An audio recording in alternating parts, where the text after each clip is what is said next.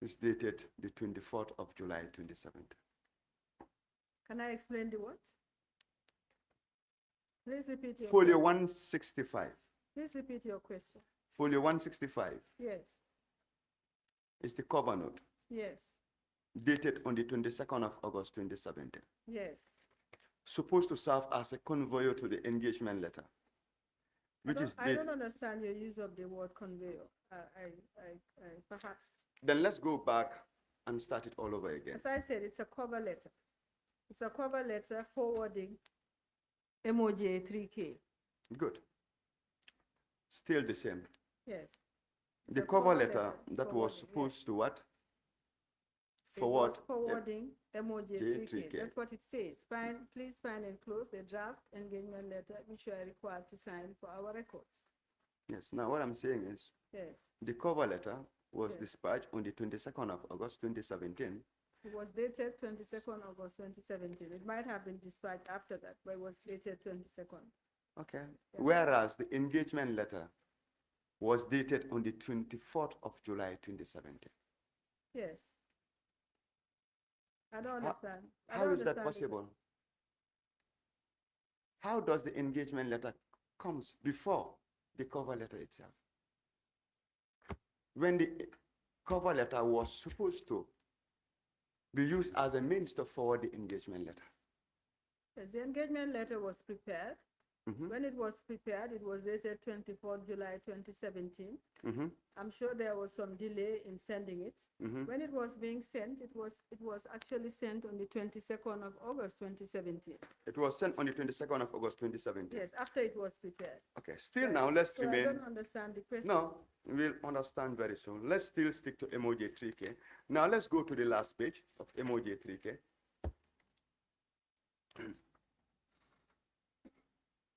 On the last page of it, it was signed off by the Solicitor General and Legal Secretary, Cherno Marena, on the 17th of July 2017.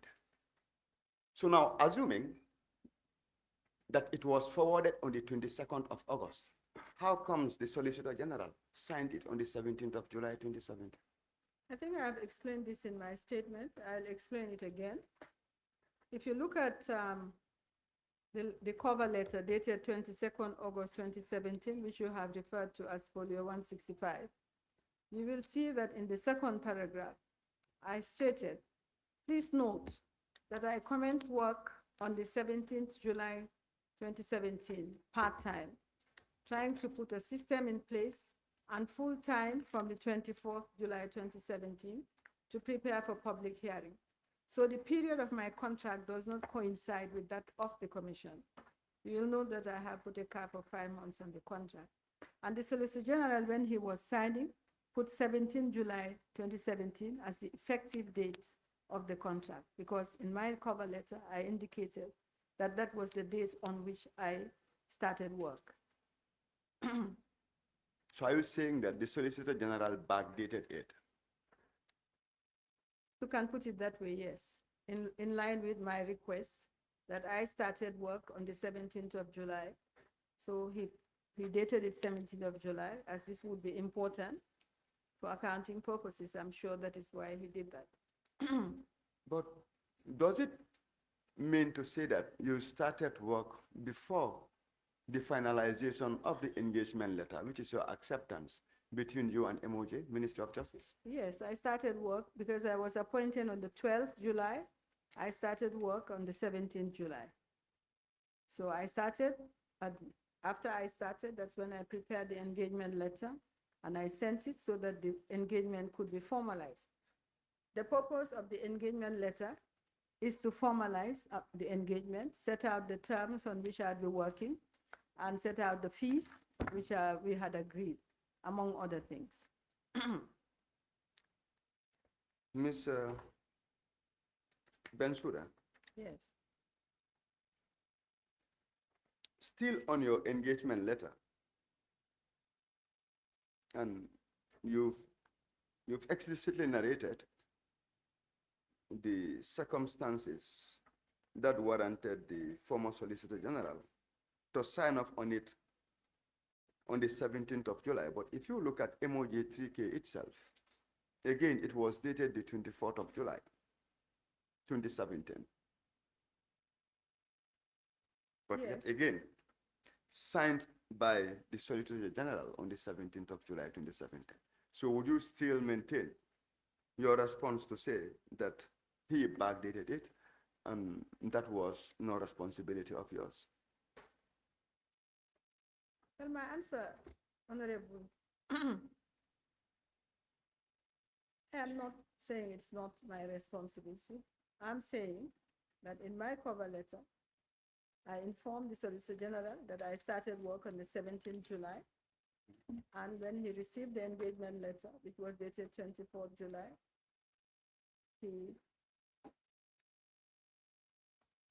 he dated it 17th July 2017 as the effective date of the engagement. So I don't think there was an issue of backdating because I started work on the 17th, I informed him, and he dated it 17th July. That's really what happened. No, you did indicate that it was backdated for accounting purposes. It So, might so have the, been, so I'm the sure. issue of backdating is there, which means the engagement letter is very significant in the execution of your contracts. The engagement letter is the terms of my engagement, yes. But the effective date of my appointment is the 17th of July when I started work. But after I started, that's when I prepared the engagement letter and sent it. This was on the 24th of July. It's dated 24th of July. So, Chair,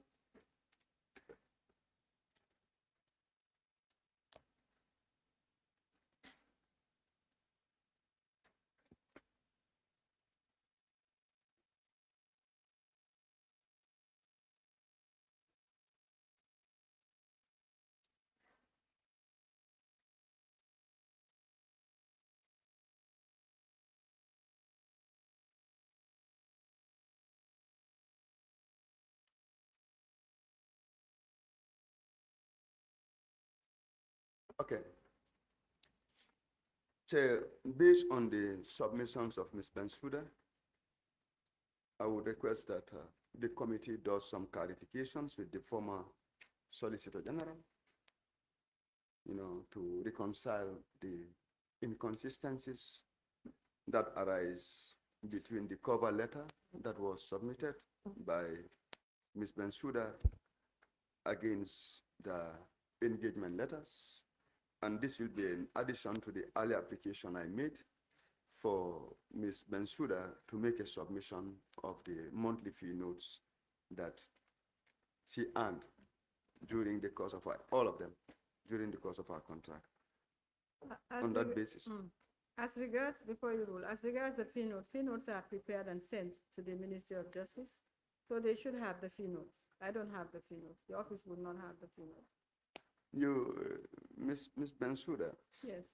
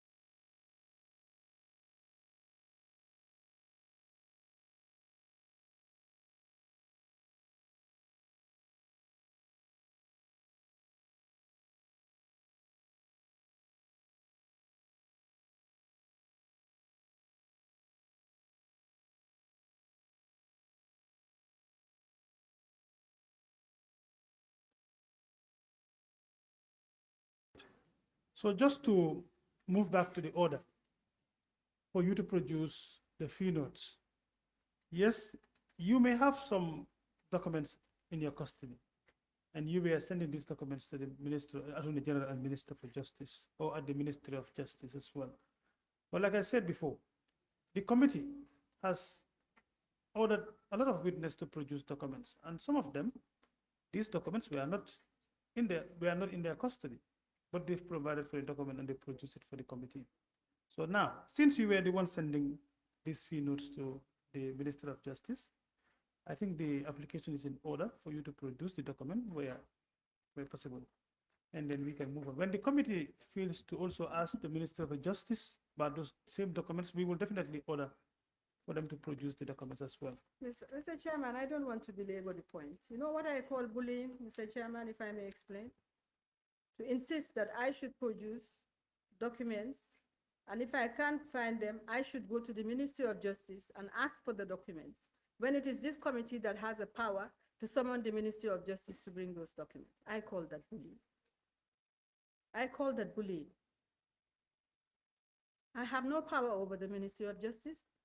Why should I be asked to write to the Ministry of Justice to produce documents when by your orders, by your standing orders, you are the ones who had the power to summon the Ministry of Justice to bring documents I have already sent to them?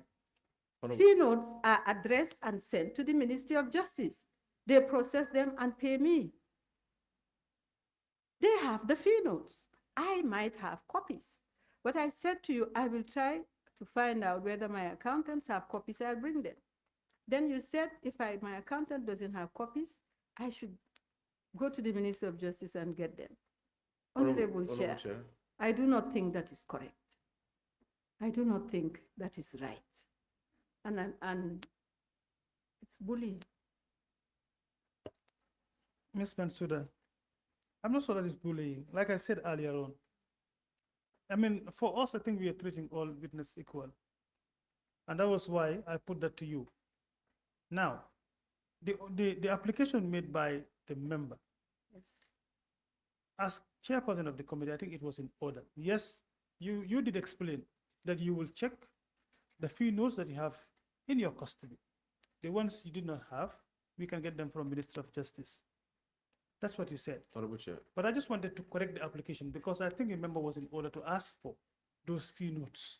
And that was why I said I will have to grant the application for you to produce what you have. Then the rest that you did not have, I said, you can always write to the Minister of Justice to request for the fee note for you to produce for the committee. That's what I said. That's what I'm saying. But Honorable Chair, Honorable Chair, if I due can jump respect, in why? here. Why? Honorable Why? Chair, I have been trying to call your attention for a while. I think we're jumping ahead of ourselves. Perhaps if I can advise that you make the order, and once the submission is made, if there's any issues that arise, we can deal with them when they arise. But now we're dealing with hypotheticals. So the order now, the application The- that the member made is for all. Since you have That's what I- granted the that's what I meant. application, That's what I granted. But she said the ones that she has. yes, I believe the produce witness those ones. contention is Then the as member to the has to- modality of how she would obtain the documents. She has mentioned that she will go through her archives and provide the committee with That's what not she for- has. That's for the member who made the applications. I think he had to. My amend the advice is application. that the order is made, and once it's made, and then whatever arises after that can be dealt with as they arise. Thank you. Also, Honorable Chair, I believe it's a convenient convenient point to take a break for lunch. Okay, thank you so much, Council. Then we can stick to that. Counsel, if I may, Honorable Chair, my point is very simple. We issue fee notes and we send them to another authority. So we cannot be the custodian of something we have already sent. We send the fee notes. So perhaps it's like any accounting document. Perhaps they kept a copy. So whatever we bring will be a copy of the fee note that we have. So can I please ask that the order be amended for us to bring copies of the fee notes, because the fee notes are not in our possession. They were sent to the government so we can get paid. I believe the order was for copies, Honorable Chair. Thank you, thank you. I could be wrong, but I believe the order was for copies. No, the application was for, yes, for, Yes. for fee notes Yes, the during the copies. course of a contract. That was the application, and that's what is granted. That's what I said. Yes. So she is now asking, she'll provide fee notes that are in her possession, but not all. That's what she said. I believe that was, Honorable Chair, if we can take a break. Council. Chair. Chair. Honorable Sir, please, yes. So the order now is for Ms. Bensuda to produce the fee notes in her possession for this committee, okay? Thank you, Ms. Ben. My only follow-up question is with regards to the payments that we are being paid. Were they into the farm's account? They must have been. And then the farm would have paid you. The fee notes would indicate the account into which the money should be paid. And I'm sure it's the firm's account. No monies are usually paid into my personal account. When it comes to personal issues, they are also always paid into the farm's account, not into your personal account. I work for the farm.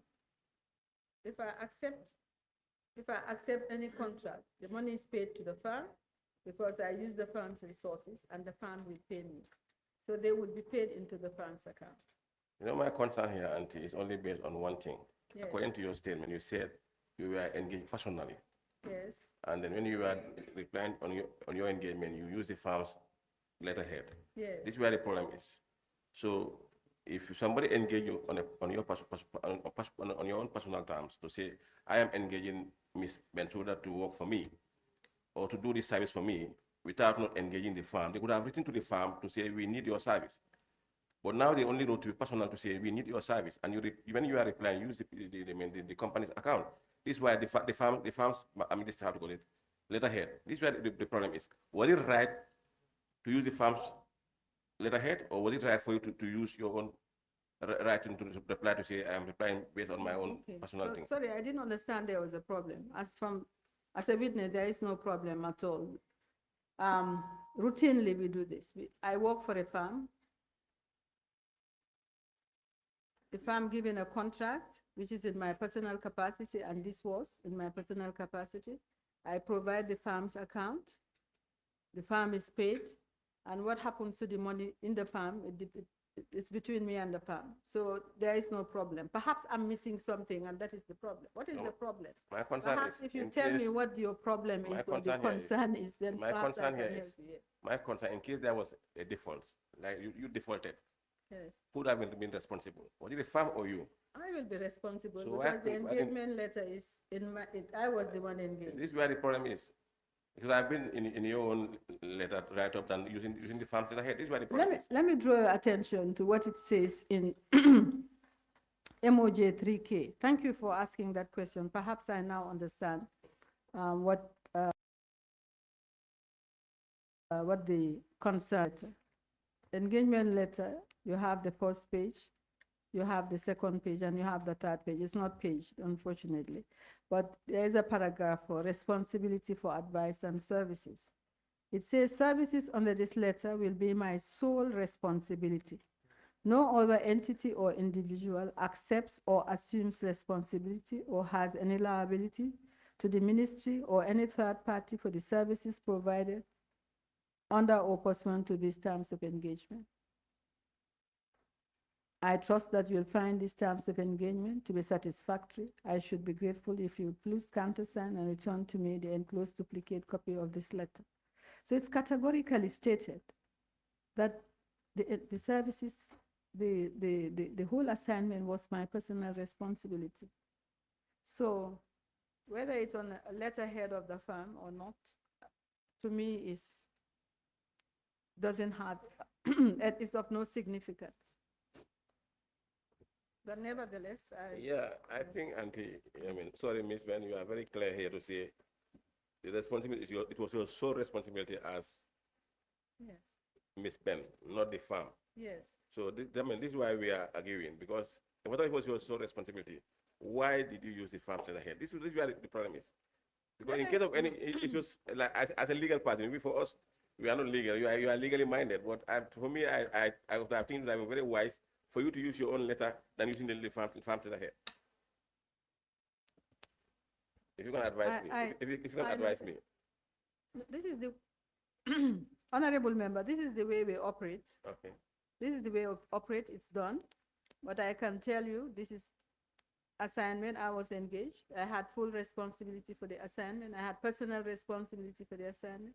No member of the team that I provided, and apart from Ms. Anna Jai, senior counsel, I provided 6 other interns. None of them take responsibility for the assignment. I'm fully responsible. So the rest is a matter of accounting or it's a matter of form. For me, it wasn't important. Perhaps someone else would have done it differently, but this is the way we do things, and this is the way we work. Thank you, Ms. Man. Thank you. Thank you, Mr. Sarr.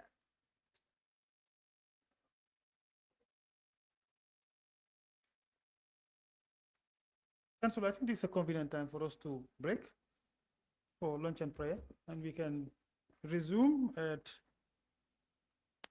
sharp 4. 1 hour? That's okay. Thank you. Meeting adjourned for now. Honorable Chair, I hope you are also inviting the witness for lunch as well. Yes, he's invited. Thank you. We have lunch for you. Thank you very much. Thank you.